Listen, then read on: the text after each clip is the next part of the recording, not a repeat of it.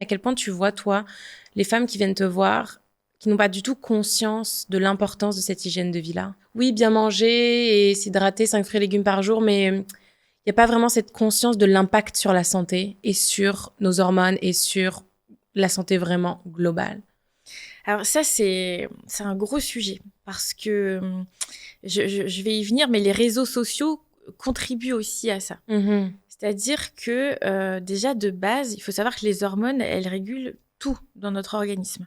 Effectivement, la reproduction, on en a parlé, mais notre humeur, la qualité de notre peau, de nos cheveux, la libido, etc. Et donc, les hormones, elles fonctionnent toutes de manière équilibrée les unes par rapport aux autres. Et quand il y en a une qui déraille, c'est toute la chaîne qui déraille aussi. Et en fait, aujourd'hui, on sous-estime à quel point notre alimentation et notre hygiène de vie vont influencer ces hormones. Et si on dézoome encore plus, nos actes d'achat. C'est l'environnement, en fait. C'est-à-dire qu'on a nos gènes, et on sait par exemple que dans le syndrome des ovaires polykystiques, il y a une composante génétique. Okay. C'est-à-dire que 60 à 70% des femmes nées de mères ayant le syndrome des ovaires polykystiques vont développer ce syndrome. Et puis après, il y a ce qu'on en fait. Ouais. Et ça, c'est l'épigénétique. L'épigénétique, c'est quoi ? C'est comme un petit interrupteur qui allume ou qui éteint le gène. Ouais.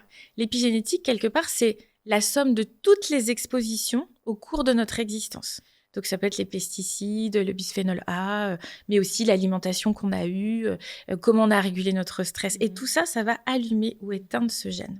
Et donc, pour revenir à cette histoire d'achat, c'est que tout ce qu'on fait à l'environnement, on se le fait à nous-mêmes. C'est-à-dire que quand, par exemple, j'importe quelque chose qui vient de Chine, que j'ai acheté sur Amazon, c'est sûr que la pollution, elle n'est pas immédiate là, à côté de moi, mais elle est là. C'est-à-dire que j'ai acheté quelque chose qui potentiellement a été fabriqué dans des conditions de fabrication désastreuses, qui pollue. Il y a toujours un prix à payer à tout ce qu'on consomme. Et si la pollution, elle n'est pas immédiate et sur notre territoire, elle est quand même là quelque part. Or, la planète, on n'en a qu'une. Et donc, toute cette pollution, elle va venir perturber notre génétique via les perturbateurs endocriniens qui vont être des molécules qui vont se comporter comme des hormones, un peu comme un double des clés. J'aime bien présenter les hormones comme une clé. Okay. La clé, elle vient se mettre dans une serrure. La serrure, c'est le récepteur hormonal. Les perturbateurs endocriniens, ils viennent se mettre dans la clé au même titre que l'hormone. Okay. Et le problème du perturbateur, c'est qu'il va faire comme l'hormone, mais pas aussi bien. Il va limiter. Donc, il va délivrer un message qui va pas être le bon, pas au bon moment, pas à la bonne fréquence. Et ça vient complètement disrupter l'équilibre hormonal. Et ces perturbateurs endocriniens sont le fruit de l'industrialisation, puisqu'on les retrouve majoritairement dans les pesticides donc qui sont utilisés pour traiter nos fruits et nos légumes.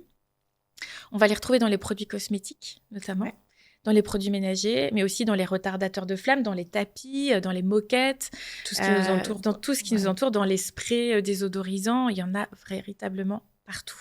D'où l'importance, quand on se soucie de sa santé et de l'équilibre hormonal, aussi d'être sensibilisé aux perturbateurs endocriniens, d'apprendre à consommer autrement.